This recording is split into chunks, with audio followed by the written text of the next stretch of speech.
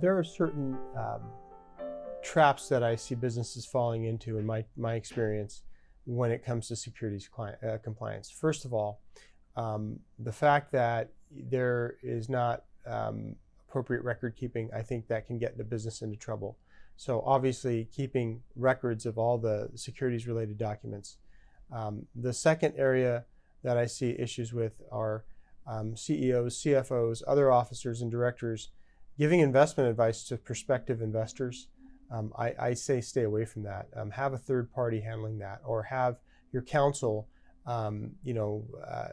review any offerings that are given to prospective investors. The third area are prospectuses and marketing materials, which are attempting to solicit investment. You have to be very careful with those, and you have to make sure that they're properly identified as just that, marketing materials, and not intended to be an accurate or true statement. The famous phrase in the securities world is past performance doesn't guarantee future results. I like to remind my clients of that all the time when they're preparing marketing materials, and I think that's critical to keep a prospective investor well informed. So those are the three big areas that are dangerous areas for businesses when they're seeking to raise additional capital. Beyond the SEC, there are other agencies that are responsible for regulation and compliance with respect to securities laws. There are state-level agencies that are responsible for that category of governance and regulation. In addition to that, there are private causes of action that can be brought by a plaintiff in court or in arbitration proceedings. Generally speaking, the SEC and their counterparts at the state level are pretty good about enforcing laws.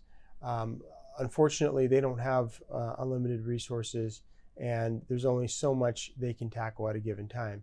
So I would characterize the SEC and the companion state agencies as your first line of defense in the way of enforcing securities laws, ensuring that securities laws are complied with, and then the private action being the second line of defense as it relates to bringing claims against an offender of a securities law violation. Sarbanes-Oxley to me is the biggest elephant in the room with respect to changing the way publicly traded companies comply with securities laws.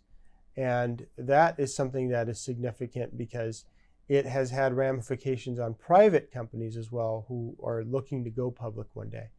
So, Sarbanes-Oxley is very complex. There's a lot that goes into it. There's a lot of minutia.